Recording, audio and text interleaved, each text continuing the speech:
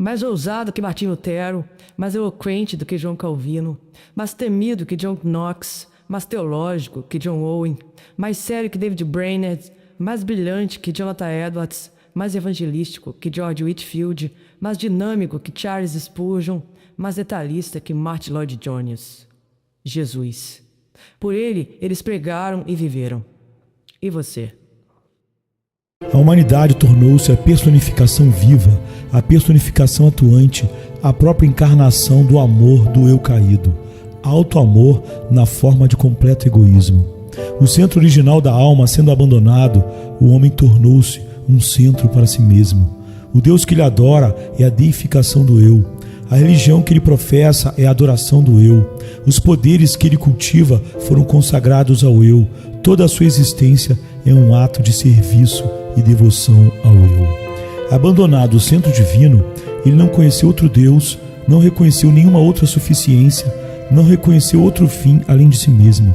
Cada faculdade de pensamento, cada afeição e ação são feitos para contribuir para uma nuvem de incenso que se elevou como uma densa coluna diante deste pequeno ídolo, o eu. Eu o primeiro, eu o último, o ego, tudo em tudo. Você recebeu o Espírito Santo?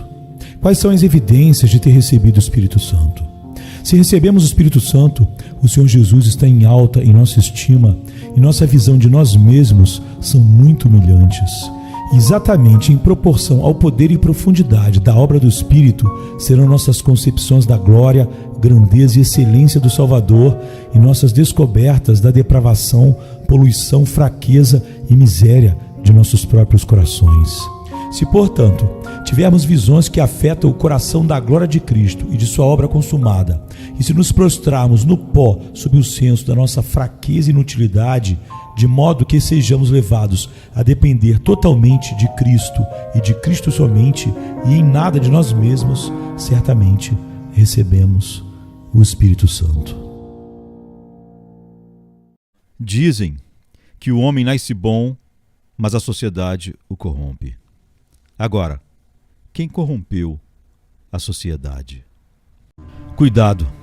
Se o pecado destruiu Sansão, o homem mais forte da Bíblia, enganou Salomão, o homem mais sábio da Bíblia, seduziu Davi, o homem segundo o coração de Deus, ele pode te pegar. Engraçado, os jovens aprendem filosofia, aprendem física, aprendem matemática e química. Mas a igreja acha que os jovens não conseguem aprender teologia.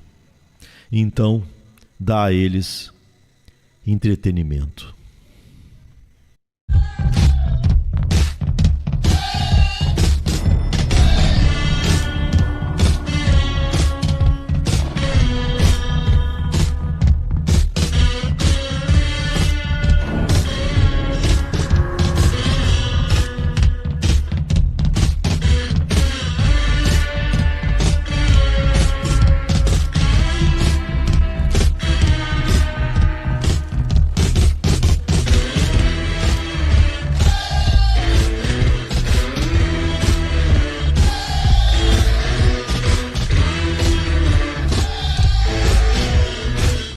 Nada pode ser mais deprimente do que acreditar que os seres humanos são inerentemente bons e a cada dia ter que esconder de si mesmo as montanhas de evidências em contrário. Nos ensine a contar os nossos dias, de tal maneira que alcancemos coração sábio.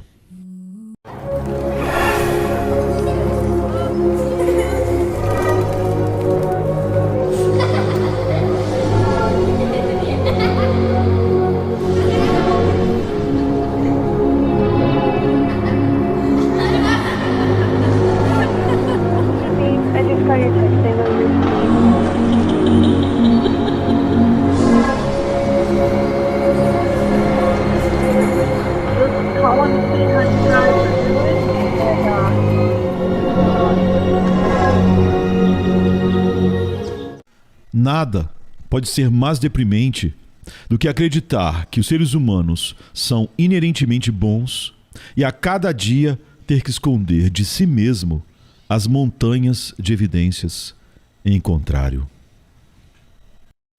Engraçado, os jovens aprendem filosofia, aprendem física, aprendem matemática e química. Mas a igreja acha que os jovens não conseguem aprender teologia. Então, dá a eles entretenimento. Cuidado! Se o pecado destruiu Sansão, o homem mais forte da Bíblia, enganou Salomão, o homem mais sábio da Bíblia, seduziu Davi, o homem segundo o coração de Deus, ele pode te pegar. Dizem que o homem nasce bom, mas a sociedade o corrompe. Agora, quem corrompeu a sociedade? Se Deus te desse 1000 chances, você falharia em todas. Por isso, Ele te deu Jesus. A igreja é a única organização, além da máfia, que você, para entrar, tem que admitir que é mal. Se você fosse traído e abandonado covardemente para morrer, o que você faria ao encontrar essas pessoas de novo? Jesus disse: paz seja convosco. Enquanto eu calei o meu pecado, envelheci de tão cansado, porque a tua mão pesava sobre mim. Trate o pecado como ele te trata. Ele te condena e te mata. A iniquidade das coisas sagradas. Êxodo 28, 38. Que véu é levantado por essas palavras, e que revelação é feita. Será humilhante e proveitoso para nós parar um pouco e ver essa triste visão. As iniquidades de nossa adoração pública, sua hipocrisia, formalidade, mornidão, irreverência, divagação de coração e esquecimento de Deus. Que medida completa temos aí? As iniquidades de nossa obra para o Senhor, sua ambição, egoísmo, descuido, frouxidão, descrença. Que massa de contaminação existe aí? Nossas devoções privadas, sua frouxidão, frieza, negligência, sonolência e vaidade. Que montanha de terra morta existe aí? Se olhássemos com mais cuidado, descobriríamos que essa iniquidade das coisas sagradas é muito maior do que parece à primeira vista. Payson, escrevendo ao seu irmão, diz: minha igreja, assim como meu coração, assemelha-se muito ao jardim do preguiçoso. E o que é pior, descubro que muitos dos meus desejos pela melhoria de ambos procedem do orgulho, da vaidade ou da indolência. Olho para as ervas daninhas que se espalham pelo meu jardim e expiro um desejo sincero de que sejam erradicadas. Mas por quê? O que incita o desejo? Pode ser que eu saia e diga a mim mesmo: em que ordem meu jardim é mantido? Isso é orgulho. Ou pode ser que meus vizinhos olhem por cima do muro e digam: quão bem seu jardim floresce. Isso é vaidade. Ou posso desejar a destruição das ervas daninhas porque estou cansado de arrancá-las. Isso é indolência. Até mesmo nossos desejos por santidade podem ser poluídos por motivos malignos. Sob os mais verdes torrões, os vermes se escondem. Não precisamos olhar muito para descobri-los. Quão animador é o pensamento de que, quando o sumo sacerdote carregava a iniquidade das coisas santas, ele usava em sua testa as palavras: santidade ao Senhor. Assim, enquanto Jesus carrega nosso pecado, ele apresenta diante da face de seu Pai não nossa impiedade, mas sua própria santidade. Oh, que graça ver nosso grande sumo sacerdote pelos olhos da fé. Eu serei o Deus deles. Jeremias 31, 33. Cristão, aqui está tudo o que você pode exigir. Para fazer você feliz, você precisa de algo que o satisfaça. E isso não é o suficiente. Se você puder derramar essa promessa em seu cálice, você dirá com Davi: meu cálice transborda. Eu tenho mais do que o coração pode desejar. Quando isso for cumprido, eu sou o seu Deus. Você não é o possuidor de todas as coisas? O desejo é insaciável como a morte, mas aquele que preenche tudo em todos pode preenchê-lo. A capacidade de nossos desejos, quem pode medir? Mas a imensurável riqueza de Deus pode mais do que transbordá-la. Eu lhe pergunto, se você não está completo quando Deus é seu, você precisa de algo além de Deus? Sua suficiência não é suficiente para satisfazê-lo se tudo mais falhar? Mas você quer mais do que satisfação tranquila. Você deseja deleite arrebatador. Vem, alma, aqui está a música digna do céu nesta sua porção, pois Deus é o Criador do céu. Nem toda música soprada de instrumentos doces ou tirada de cordas vivas pode produzir tal melodia como esta doce promessa. Eu serei o Deus deles. Aqui está um mar profundo de bem-aventurança, um oceano sem margens de deleite. Venha, banhe seu espírito nele, nade uma era e você não encontrará nenhuma margem. Mergulhe por toda a eternidade e você não encontrará nenhum fundo. Eu serei o Deus deles. Se isso não faz seus olhos brilharem e seu coração bater forte de felicidade, então certamente sua alma não está em um estado saudável. Mas você precisa de mais do que prazeres presentes. Você anseia por algo a respeito do qual possa exercer esperança. E o que mais você pode esperar do que o cumprimento desta grande promessa? Eu serei o Deus deles. Esta é a obra-prima de todas as promessas. Seu desfrute faz um céu abaixo e fará um céu acima. Habite na luz do seu Senhor e deixe sua alma ser sempre arrebatada com seu amor. Tire a medula e a gordura que esta porção lhe rende. Viva de acordo com seus privilégios e regozije-se com alegria indizível. Servi ao Senhor com alegria. Salmo 100, verso 2.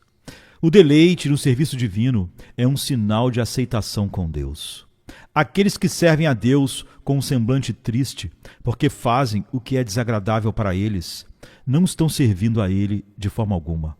Eles trazem a forma de homenagem, mas a vida está ausente. Nosso Deus não requer escravos para enfeitar seu trono. Ele é o Senhor do império do amor e quer que seus servos se vistam com a libré da alegria. Os anjos de Deus o servem com canções, não com gemidos. Um murmúrio, bocejo ou um suspiro seria um motim em suas fileiras. Aquela obediência que não é voluntária é desobediência, pois o Senhor olha para o coração e se Ele vê que o servimos pela força e não porque o amamos, Ele rejeitará nossa oferta. Serviço aliado à alegria é serviço de coração e, portanto, serviço verdadeiro. Tire a alegre disposição do cristão e você removeu o teste de sua sinceridade. Se um homem é forçado a lutar, ele não é patriota. Mas aquele que marcha para a briga com olhos brilhantes e rosto radiante, cantando, é doce para o país morrer. Prova ser sincero em seu patriotismo. A alegria é o suporte da nossa força. Na alegria do Senhor, somos fortes. A alegria age como removedora de dificuldades. Ela é para o nosso serviço o que o óleo é para as rodas de um vagão ferroviário. Sem óleo, o eixo logo esquenta e acidentes acontecem. E se não houver uma santa alegria para lubrificar nossas rodas, nossos espíritos ficarão obstruídos pelo cansaço. O homem que é alegre em seu serviço a Deus prova que a obediência é seu elemento. Ele pode cantar, faça-me andar em seus mandamentos. É uma estrada deliciosa. Querido, vamos fazer esta pergunta. Você serve ao Senhor com alegria? Vamos mostrar às pessoas do mundo que pensam que nossa vida espiritual é escravidão, que ela é para nós um deleite e uma alegria. Que nossa alegria proclame que servimos a um bom mestre. Começando a afundar, ele gritou, Senhor, me salve. Mateus 14, 30. Os tempos de aflição são tempos de oração para os servos do Senhor. Pedro negligenciou a oração ao iniciar sua ousada jornada. Mas quando começou a afundar, o perigo o tornou um suplicante. E seu clamor, embora tardio, não foi tarde demais. Nas horas de dor física e angústia mental, somos naturalmente levados à oração, assim como os destroços são levados às margens pelas ondas. A raposa corre para sua toca em busca de proteção. O pássaro voa para as árvores em busca de abrigo. E da mesma forma, o crente aflito corre ao trono da graça em busca de segurança. O grande porto de refúgio do céu é a oração constante.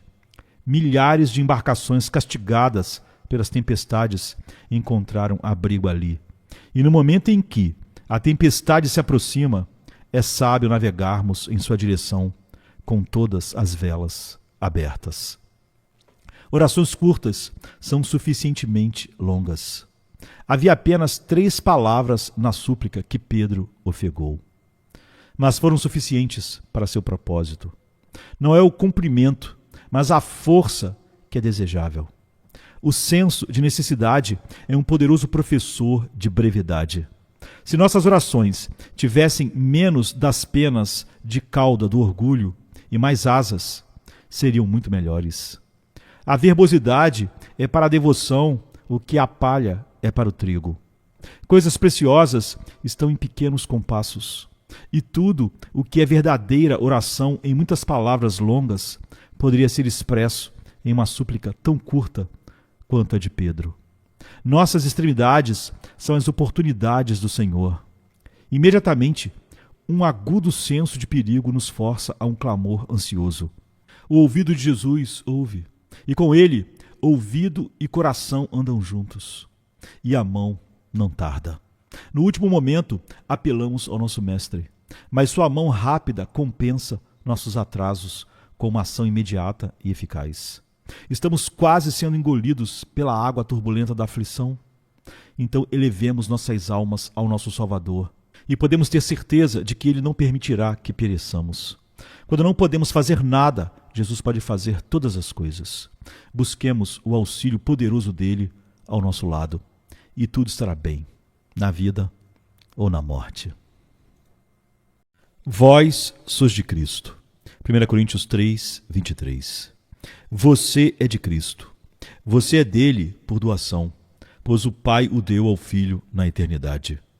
Você é dele por sua compra sangrenta, pois ele pagou o preço por sua redenção. Você é dele por dedicação, pois você se consagrou a ele.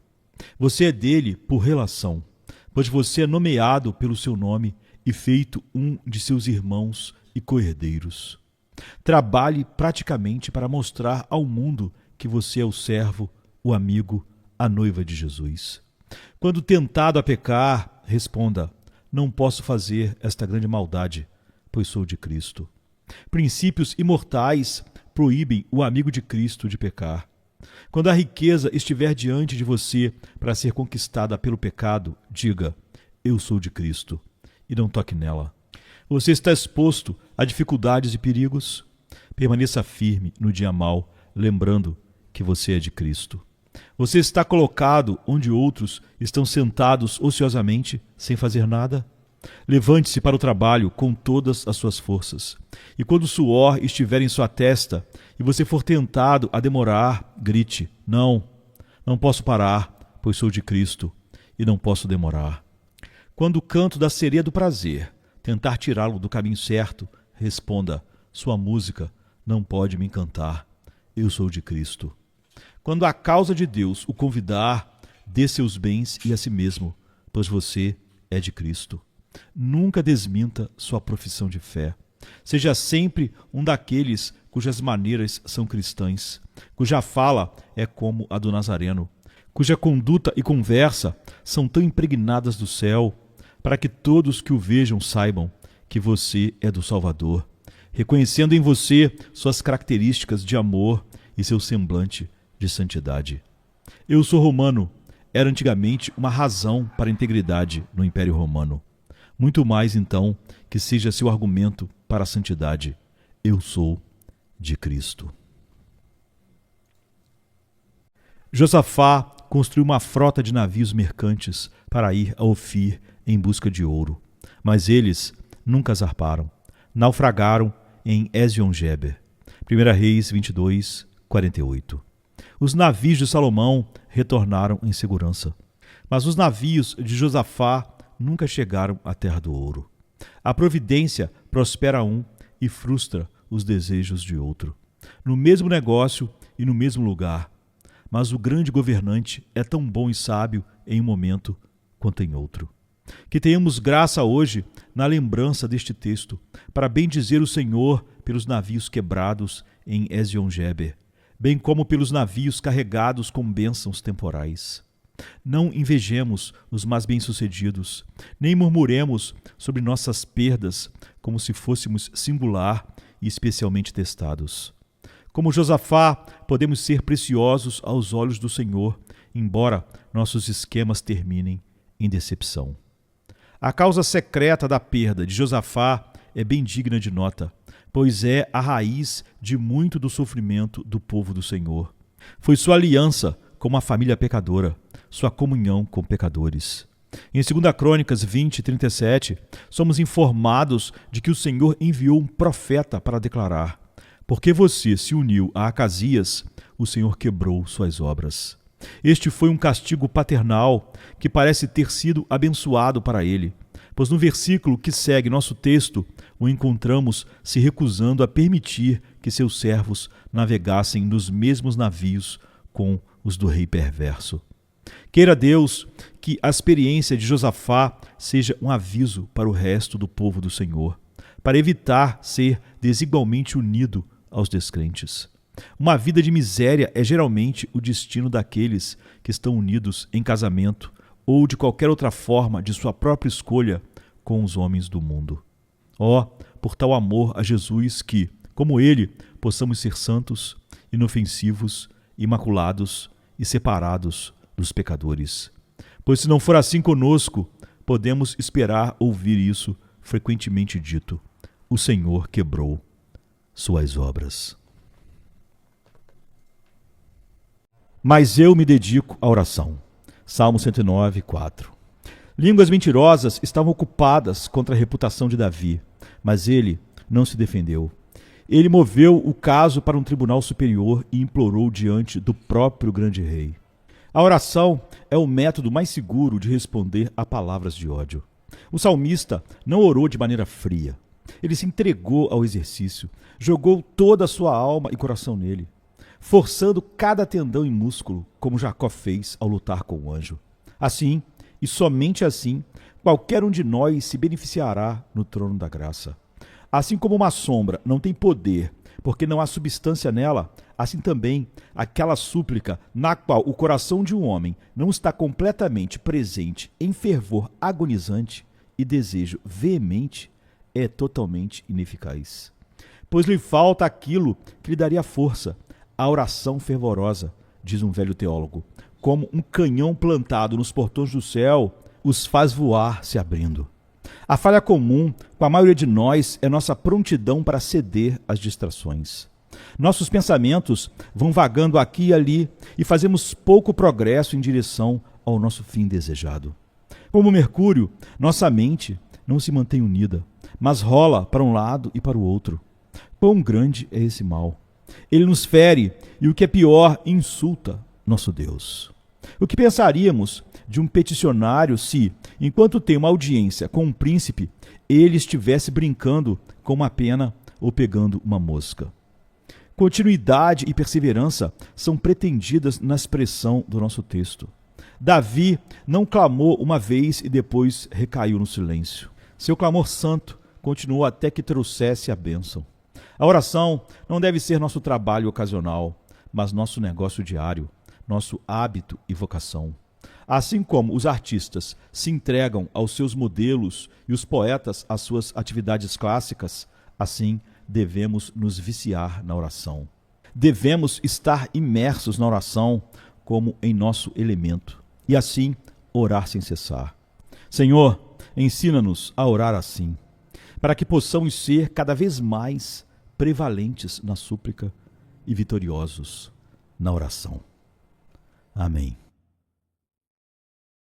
Bem-aventurados os que choram, porque eles serão consolados. Mateus 5, 4. A única maneira de experimentar a verdadeira santidade bíblica é acusar, indiciar, denunciar e condenar a si mesmo por sua falta de santidade. Lamente muito e chore sua própria falta de santidade, sua própria maldade. Vá para o seu quarto sozinho e caia diante do Deus Altíssimo e Santo e lamente amargamente a impiedade de tua natureza, a impiedade do teu coração, a impiedade de teus afetos, a impiedade de tuas intenções, a impiedade de teus pensamentos, a impiedade de tuas palavras, a impiedade da tua vida. Ó, quem pode ver o pecado como uma ofensa contra um Deus santo, como uma violação de uma santa lei, como ferir e crucificar um santo Salvador, como a tristeza do Espírito Santo santificador, e não chorar por isso? Ó, quem pode lançar um olhar sério para a natureza hedionda do pecado, para a excessiva pecaminosidade do pecado, para os agravos do pecado, e não ter seu coração se humilhando, sua alma lamentando, seu espírito derretendo, a boca cheia de confissões penitenciais, seus olhos cheios de lágrimas penitenciais e seu coração cheio de tristeza penitencial? O cristão lamenta que ele tenha pecado contra um Deus tão grande, um Deus tão gracioso, um Deus tão abundante, um Deus tão misericordioso. Ó, como deve um pecador cair chorando quando ele olha para a grandeza de sua maldade e sua falta de santidade. Aqueles que não choram por pecados aqui irão chorar e ter olhos com lágrimas no inferno para sempre, pranto e ranger de dentes. É melhor chorar amargamente por teus pecados na terra do que chorar eternamente por sua loucura no inferno. Volte-se para o Senhor com choro e com luto. Joel 2, 12. Bem-aventurados os que choram, porque eles serão consolados. Não tenha medo, pois eu mesmo o ajudarei, declara o Senhor, seu Redentor, o Santo de Israel. Isaías 41, 14. Hoje vamos ouvir o Senhor Jesus falar a cada um de nós: eu mesmo te ajudarei. É apenas uma coisa pequena para mim, seu Deus, te ajudar. Considere o que eu já fiz. O que? Não te ajudar? Ora, eu te comprei com meu sangue. O que? Não te ajudar? Eu morri por você. E se eu fiz o maior, não farei o menor? Te ajudar? É a menor coisa que farei por você. Eu fiz mais e farei mais. Antes que o mundo começasse, eu te escolhi. Eu fiz a aliança por você. Eu deixei de lado minha glória e me tornei um homem por você. Eu desisti da minha vida por você. E se eu fiz tudo isso, eu certamente te ajudarei agora. Ao te ajudar, eu estou te dando o que eu já comprei para você. Se você precisasse de 1000 vezes mais ajuda, eu te daria. Você requer pouco comparado ao que eu estou pronto para dar. É muito para você precisar, mas não é nada para mim eu conceder. Te ajudar? Não tema. Se houvesse uma formiga na porta do seu celeiro pedindo ajuda, não seria uma ruína para você dar a ela um punhado do seu trigo. Assim, você não é nada além de um pequeno inseto na porta da minha toda suficiência. Eu mesmo o ajudarei.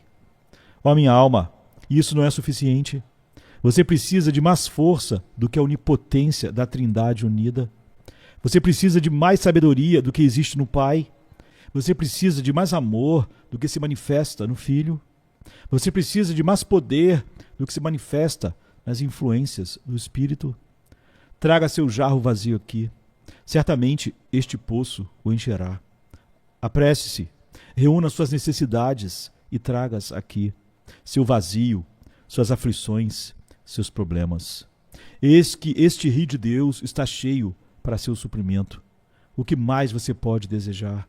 Vá em frente, minha alma, neste seu poder. O Deus eterno é seu ajudador. Não temas, eu estou contigo. Ó, não te desanimes. Eu sou teu Deus, e ainda te darei auxílio. Não tenha medo, pois eu mesmo o ajudarei, declara o Senhor, seu Redentor, o Santo de Israel. Esta é a aliança que farei com a comunidade de Israel depois daqueles dias, declara o Senhor. Porei minhas leis em suas mentes e as escreverei em seus corações. Eu serei o Deus deles e eles serão o meu povo. Hebreus 8:10. Assim Deus fala sobre quem Ele amou e escolheu soberanamente na eternidade. Toda a nossa bem-aventurança presente e futura está envolvida nesse propósito santo e gracioso. Tudo irá cooperar para o bem daqueles que Deus escolheu segundo o seu propósito. Se Deus realmente é o teu Deus, todos os seus gloriosos atributos e perfeições são usados e empregados para o seu bem-estar eterno. Sua misericórdia suprirá todas as tuas necessidades. Seu poder conquistará todos os teus inimigos. Sua sabedoria direcionará todos os teus caminhos. Sua fidelidade responderá a todas as suas orações segundo a sabedoria dele. Sua justiça manterá firmemente sua causa. Seu amor infinito e misericórdia serão exibidos em todas as suas graciosas relações contigo, instante após instante. Sua paz reinará e guardará o teu coração, não importando quão escura a noite seja. Pois se Deus é realmente o teu Deus, então suas promessas são sua herança para sempre. Seus preceitos são seu guia eternamente. Suas doutrinas são o seu paraíso atual e na eternidade. Seu Filho é teu Salvador, sacerdote e rei. Seu Espírito é teu santificador infalível e tutor perfeito. E Ele mesmo é a tua porção eterna e teu cálice de alegria sem fim. Salmo 119, 57. Se Deus é realmente teu Deus, então Ele livremente e soberanamente te conferirá todas as coisas realmente boas, boas para a tua alma, mesmo que não pareçam boas para teu conforto momentâneo. E finalmente te coroará com glória eterna. Ele vai inexoravelmente te guiar continuamente, te disciplinar ocasionalmente, sempre te receber graciosamente e te abençoar de fato. Se Deus é realmente teu Deus, então todas as coisas são tuas, coisas presentes e futuras, a vida, a morte, o mundo, o céu, todos são teus. Se Deus é realmente o teu Deus, Ele não considerará nada demais ou demasiado grande ou difícil para fazer por você, e nada glorioso demais para dar a você. Todos os tesouros do tempo e todos os recursos e poder da eternidade, se necessário, serão empregados para seu benefício espiritual e eterno, e jamais faltará nada que é realmente para o seu bem. Ter Deus como teu verdadeiro Deus é a mais alta bênção e honra do universo. Quão abençoado é o homem que tem Deus como seu verdadeiro Deus. Nenhuma disciplina parece agradável no momento, mas dolorosa. A aflição é um mensageiro de Deus enviado para ministrar a nós da melhor maneira. Quando estamos sob a mão disciplinadora de Deus, devemos perguntar: o que Deus deseja que essa tristeza faça por mim? Qual é a sua missão? Qual é o seu grande design? Que fruto dourado está escondido debaixo de sua casca? Será fortalecer minha virtude e santidade?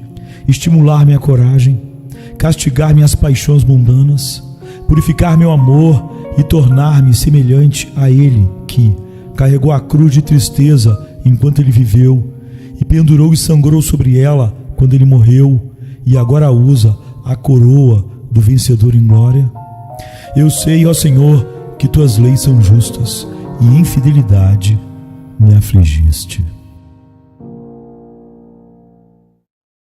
Nada pode ser mais deprimente do que acreditar que os seres humanos são inerentemente bons e a cada dia ter que esconder de si mesmo as montanhas de evidências em contrário. Engraçado, os jovens aprendem filosofia, aprendem física, aprendem matemática e química, mas a igreja acha que os jovens não conseguem aprender teologia. Então, dá a eles entretenimento.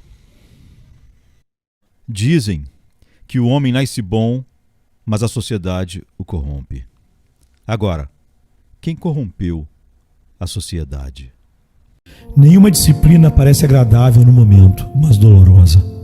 A aflição é um mensageiro de Deus enviado para ministrar a nós da melhor maneira. Quando estamos sob a mão disciplinadora de Deus, devemos perguntar: O que Deus deseja que essa tristeza faça por mim? Qual é a sua missão? Qual é o seu grande design? Que fruto dourado está escondido debaixo de sua casca? Será fortalecer minha virtude e santidade? Estimular minha coragem? Castigar minhas paixões mundanas? Purificar meu amor e tornar-me semelhante a Ele que carregou a cruz de tristeza enquanto Ele viveu e pendurou e sangrou sobre ela quando Ele morreu e agora usa a coroa do vencedor em glória? Eu sei, ó Senhor, que tuas leis são justas e em fidelidade me afligiste. Amar é sempre ser vulnerável.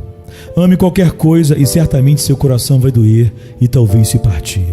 Se quiser ter certeza de mantê-lo intacto, você não deve entregá-lo a ninguém, nem mesmo a um animal. Envolva-o cuidadosamente em seus hobbies e pequenos luxos. Evite qualquer envolvimento. Guarde na segurança do esquife do seu egoísmo. Mas nesse esquife, seguro, sem movimento, sem ar, ele vai mudar. Ele não vai se partir. Vai se tornar indestrutível, impenetrável, irredimível. A alternativa a uma tragédia, ou pelo menos ao risco de uma tragédia, é a condenação. O único lugar, além do céu, onde se pode estar perfeitamente a salvo de todos os riscos e perturbações do amor, é o inferno. Se Deus te desse 1000 chances, você falharia em todas. Por isso, Ele te deu Jesus. A igreja é a única organização, além da máfia, que você, para entrar, tem que admitir que é mal. Quando Jesus tomou o meu pecado sobre si, Ele tomou tudo que eu tinha. Porque tudo que eu tinha era pecado. Trate o pecado como ele te trata. Ele te condena e te mata. Enquanto eu calei o meu pecado, envelheci de tão cansado, porque a tua mão pesava sobre mim. Se você fosse traído e abandonado covardemente para morrer, o que você faria ao encontrar essas pessoas de novo? Jesus disse: paz seja convosco. Pecado.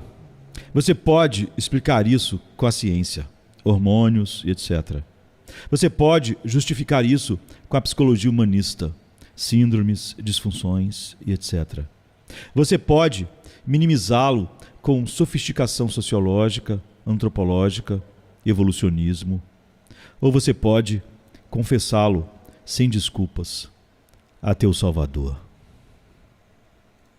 Temos de estar dispostos a deixar ir embora a vida que tínhamos planejado, a fim de vivermos com alegria a vida que Deus planejou. A vida é curta demais para acordar com arrependimento. Se arrependa antes de dormir. Não se põe o sol sobre vossa ira. Efésios 4, 26. Muitos não pregam para os amigos com medo de perder suas amizades, mas estão dispostos a perdê-los para sempre.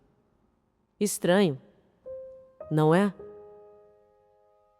Cristãos entram na eternidade com a face manchada de lágrimas, para que o próprio Jesus possa enxugá-las de nossos olhos pela última vez. Querer mais do que a Bíblia não é um desejo pela verdade, mas por adivinhações. Tirou-me de um poço de lama e perdição e colocou meus pés sobre a rocha. Salmo 40, verso 2. Poucos dias separavam Paulo da morte. Então ele aproveitaria o tempo para estudar a verdade. Nas últimas linhas que escreveu no Mundo, disse: quando vieres, traze a capa que deixei em Trode, em casa de Carpo, e os livros, principalmente os pergaminhos.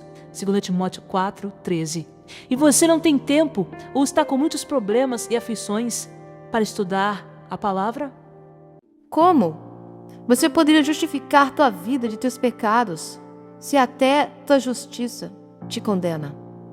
Como poderia justificar tua vida de teus pecados, se até teus atos de justiça são como trapos imundos? Em Jonas, o vento obedece a Deus, o mar obedece a Deus, o peixe obedece a Deus, os pagãos obedecem a Deus, o sol obedece a Deus, a planta obedece a Deus, o verme obedece a Deus. Apenas Jonas desobedece. Foi a graça que o salvou. Por isso, ele disse: a salvação vem do Senhor.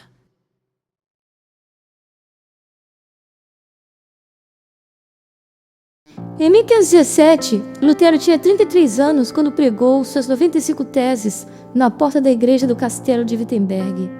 John Knox tinha 4 anos, João Calvino, 8, William Tyndale, 23, Martin Bucer, 26. Deus estava preparando todos esses homens para serem reformadores. Deus está usando pessoas na igreja hoje e preparando quem usará no futuro. Fique em paz. Poder infinito é o braço de Deus. Onisciência perfeita são seus olhos. Misericórdia soberana é seu deleite. Eternidade é a sua adoração. Mas santidade é a sua beleza sem fim.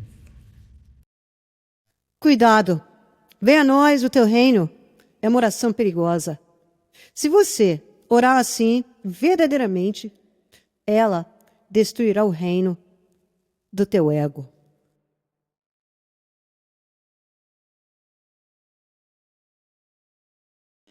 Jesus diz: não temas, tu és meu.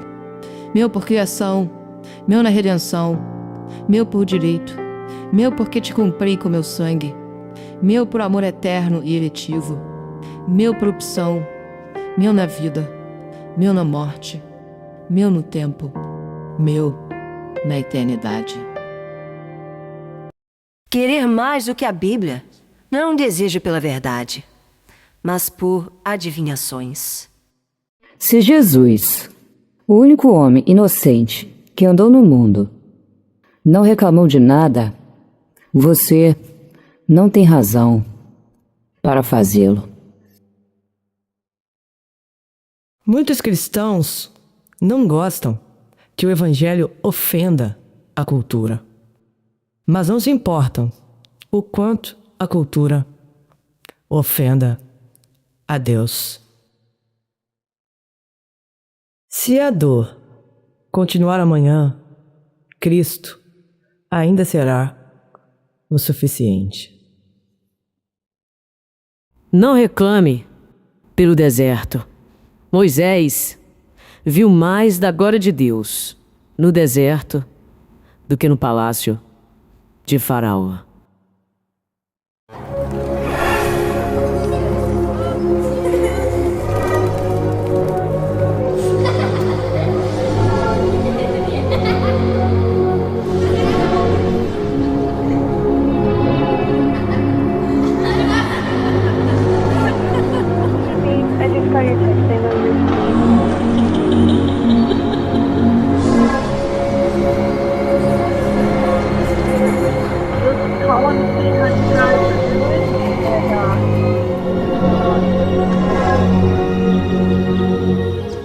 Quando Deus quis um lugar para esconder Moisés de Faraó, ele colocou Moisés no palácio de Faraó por 40 anos. Eis sua soberania e onipotência. Nos ensine a contar os nossos dias, de tal maneira que alcancemos coração sábio. Mais ousado que Martim Lutero, mais eloquente do que João Calvino, mais temido que John Knox, mais teológico que John Owen, mais sério que David Brainerd, mais brilhante que Jonathan Edwards, mais evangelístico que George Whitefield, mais dinâmico que Charles Spurgeon, mais detalhista que Martyn Lloyd-Jones. Jesus. Por ele, eles pregaram e viveram. E você?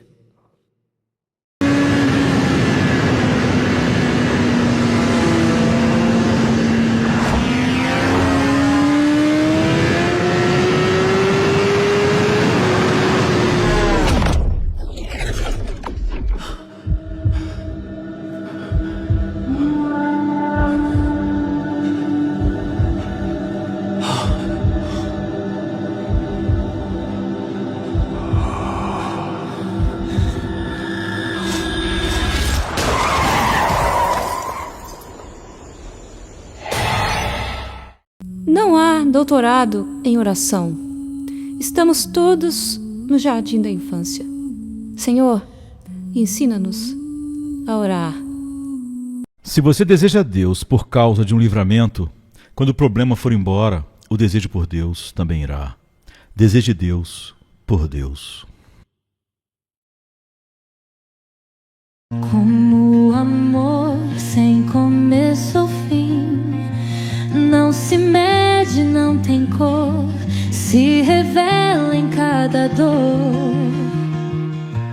Cristo amor até o fim, cada ato é prova sim, desde o céu até a cruz. Estou feliz por ser uma das coisas tolas que Deus escolheu para confundir as sábias. Cristo crucificou sua vontade muito antes de os romanos crucificarem o seu corpo. Vem de Deus, minha alma espera sem temor, sim no vale da morte, em ti eu tenho paz, Deus.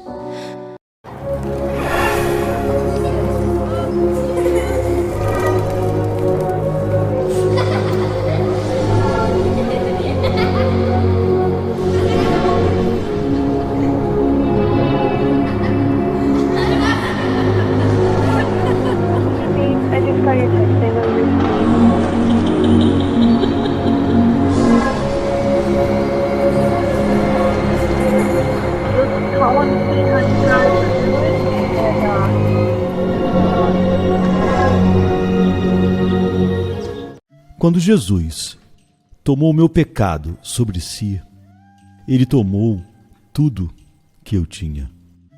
Porque tudo que eu tinha era pecado.